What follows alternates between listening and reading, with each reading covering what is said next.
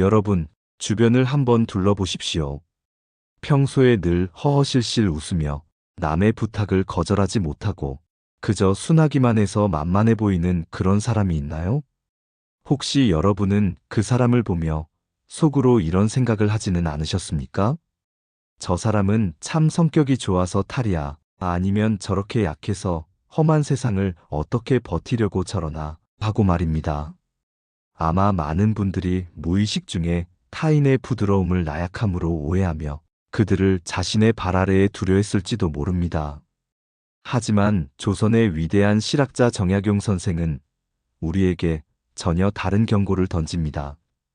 그는 척박한 유배지에서 수천 권의 책을 읽고 수백 권의 저서를 남기며 인간의 본성과 권력의 속성을 누구보다 날카롭게 꿰뚫어 본 인물입니다. 정약용 선생은 겉으로 보기에 한없이 유연하고 부드러운 사람이 사실은 그 누구보다 단단하고 무서운 내면을 가졌을 가능성이 높다고 말합니다. 이것을 설명하기 위해 직장 내에서 늘 좋은 사람으로만 불리며 동료들의 뒤치다꺼리를 도맡아 하던 한 40대 남성 이민수 씨의 이야기를 들려드리겠습니다. 그는 왜 주변 사람들로부터 무시당하는 것처럼 보였지만 결국 마지막에 웃는 최후의 승자가 되었을까요? 그 비밀을 정약용 선생의 지혜를 통해 하나씩 풀어보겠습니다. 정약용 선생은 유배 생활이라는 극한의 고통 속에서도 자신을 잃지 않았습니다. 그는 권력의 정점에서 한순간에 바닥으로 추락했으나 결코 세상을 향해 삿대질하거나 비굴하게 굴지 않았습니다. 그가 남긴 글귀 중에 이런 말이 있습니다. 군자는 스스로를 엄격하게 다스리되 타인에게는 봄바람처럼 부드러워야 한다. 우리는 흔히 강한 것을 단단하고 딱딱한 것으로 생각합니다. 목소리가 크고 남을 제압하며 자신의 주장을 굽히지 않는 것이 강함의 증거라고 믿습니다. 그러나 정약용 선생의 시선은 정반대였습니다. 그는 부러지는 것은 언제나 딱딱한 나무였으며 태풍 앞에서도 살아남는 것은 유연하게 몸을 굽히는 풀잎이라는 진리를 알고 있었습니다. 약해 보이는 사람이 무서운 첫 번째 이유는 그들이 자신의 감정을 완벽하게 통제하고 있기 때문입니다. 정약용 선생은 말했습니다. 감정을 다스리지 못하는 자는 평생을 타인의 노예로 살게 된다. 우리가 만만하게 보는 그 부드러운 사람은 사실 화를 낼 줄 몰라서 참는 것이 아닙니다. 그들은 화를 내는 것이 얼마나 소모적인 일인지, 그리고 감정을 드러내는 순간 자신의 패를 보여주는 것임을 잘 알고 있습니다. 자, 이제 앞서 말씀드린 이민수 씨의 사례를 더 구체적으로 살펴보겠습니다. 이민수 씨는 중견기업의 과장으로 근무하고 있었습니다. 그는 팀원들이 기한을 넘긴 보고서를 대신 작성해 주기도 하고 상사의 부당한 꾸지람에도 그저 묵묵히 고개를 숙이는 사람이었습니다. 주변 동료들은 그를 두고 이렇게 수군거렸습니다. 이 과장은 참 착하긴 한데 주관이 너무 없는 것 같아. 저러니까 만날 만만한 일만 도맡아 하지. 이민수 씨는 그런 말을 듣고도 그저 웃어넘길 뿐이었습니다. 그런데 어느 날 팀 내에서 거대한 횡령 사건이 발생했습니다. 팀을 진두지휘하던 목소리 큰 부장이 모든 책임을 이민수 씨에게 떠넘기려 했습니다. 부장은 회의실에서 큰 소리로 외쳤습니다. 이민수 과장, 자네가 실무를 맡았으니 책임져야 하는 것 아닌가? 자네가 평소에 너무 허술하게 일해서 이런 일이 생긴 거야. 모든 시선이 이민수 씨에게 쏠렸습니다. 평소대로라면 그가 또 고개를 숙이고 죄송하다고 말할 줄 알았습니다. 하지만 이민수 씨는 평소와 다름없는 온화한 표정으로 준비해온 서류 보따리를 꺼냈습니다. 그 안에는 지난 3년간 부장이 지시했던 부당한 자금 집행 내역과 이민수 씨가 몰래 기록해둔 업무 일지가 날짜별로 완벽하게 정리되어 있었습니다. 이민수 씨는 조용하지만 힘있는 목소리로 말했습니다. 부장님, 제가 부족해서 일을 완벽히 처리하지 못한 점은 사과드립니다. 하지만 여기 기록된 부장님의 지시사항들은 제가 책임질 수 있는 범위를 넘어선 것 같습니다. 순식간에 회의실은 찬물을 끼얹은 듯 조용해졌습니다. 부장은 얼굴이 불그락푸르락해졌지만 이민수 씨가 내민 철저한 증거 앞에 더 이상 아무 말도 할 수 없었습니다. 이것이 바로 정약용 선생이 말한 유연함 속에 감춰진 칼날입니다. 약해 보이는 사람이 무서운 두 번째 이유는 그들이 명확한 원칙과 기준을 내면에 품고 있기 때문입니다. 정약용 선생은 자신의 아들들에게 보낸 편지에서 이렇게 강조했습니다. 겉으로는 어수룩해 보일지라도 속에는 저울을 품고 살아야 한다. 저울은 흔들리지 않습니다. 어떤 물건이 올라와도 그 무게를 정확히 재어냅니다. 약해 보이는 사람들은 주변의 평가나 분위기에 쉽게 휩쓸리는 것처럼 보이지만 사실 그들의 마음속에는 자신만의 엄격한 저울이 있습니다. 그들은 타인의 무례함을 용서하는 것이 아니라 기록합니다. 그들은 불합리한 상황을 참는 것이 아니라 관찰합니다. 정약용 선생은 이를 가리켜 신독이라 불렀습니다. 홀로 있을 때에도 자신을 속이지 않고 엄격하게 지키는 마음입니다. 평소에 큰 소리를 치는 사람들은 자신의 힘을 과시하기 위해 에너지를 밖으로 쏟아내지만 약해 보이는 사람들은 그 에너지를 안으로 모읍니다.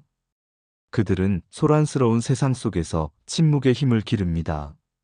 침묵은 단순히 말을 하지 않는 것이 아니라 말을 해야 할 정확한 타이밍을 기다리는 고도의 전략입니다.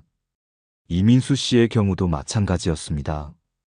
그는 부장의 괴롭힘을 당할 때마다 분노를 터뜨리는 대신 그 모든 상황을 기록하고 분석하는 데 에너지를 썼습니다.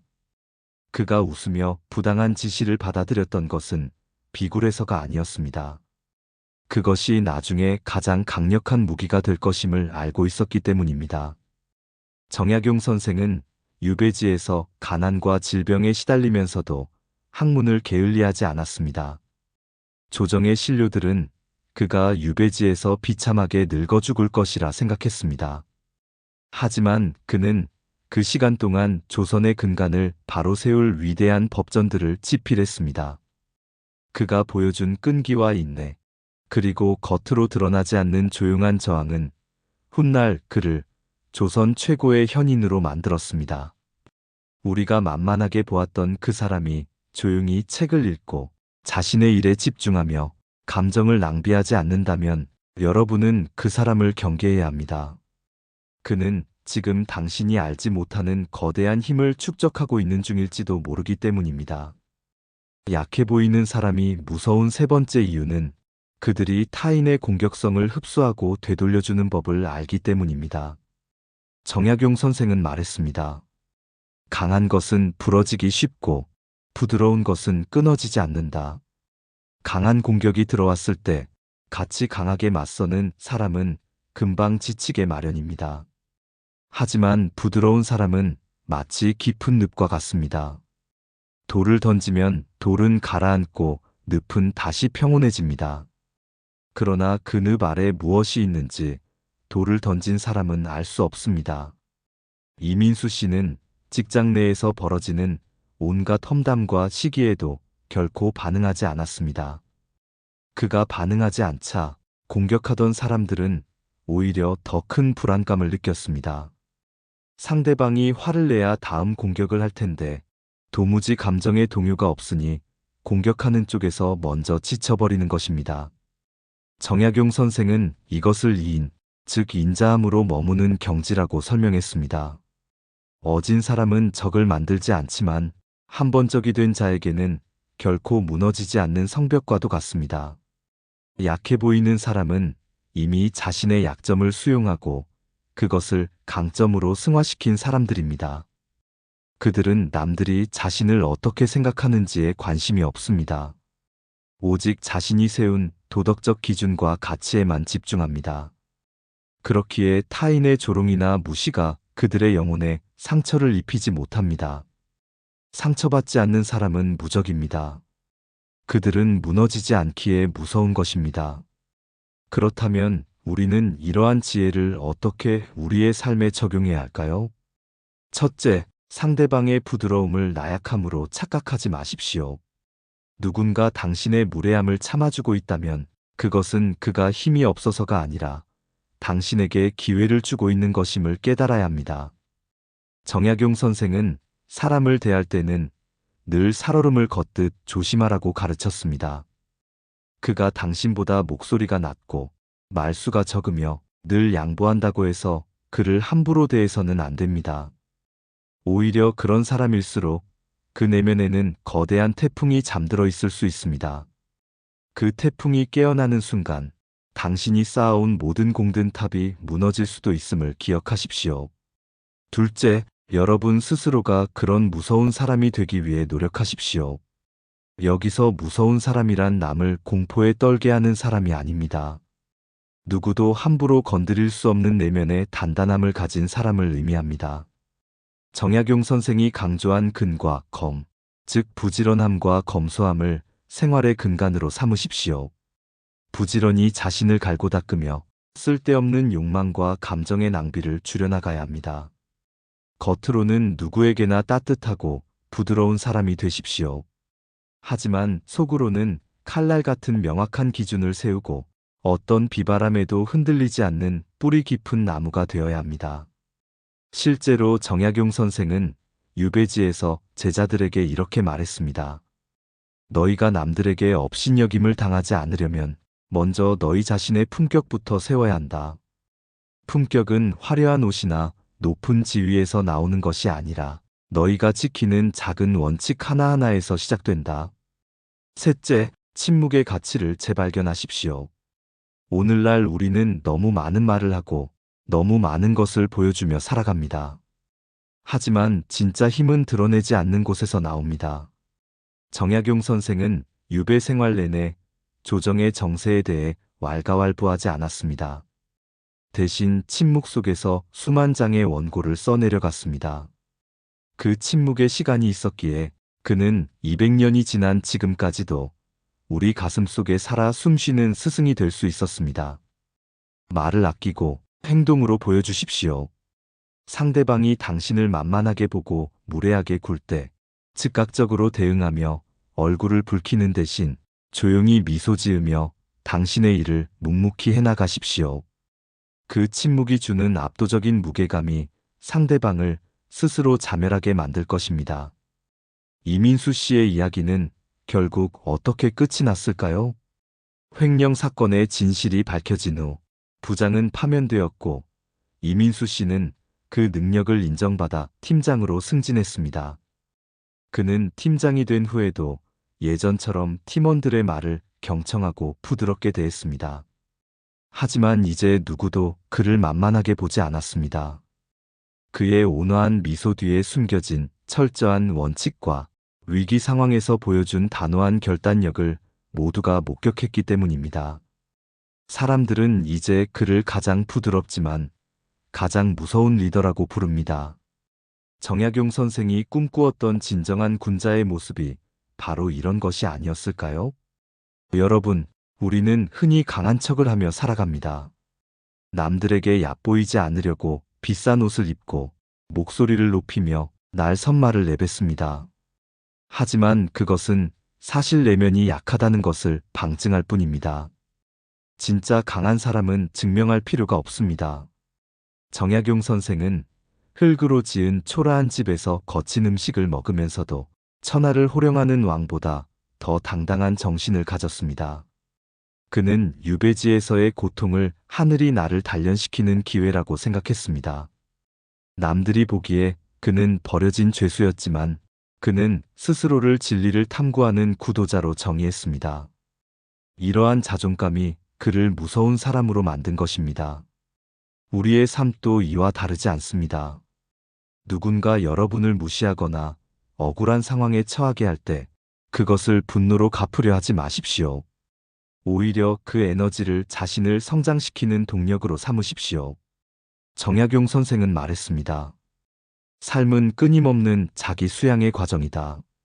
오늘 여러분이 겪는 무시는 내일 여러분이 가질 단단한 내면의 밑거름이 될 것입니다.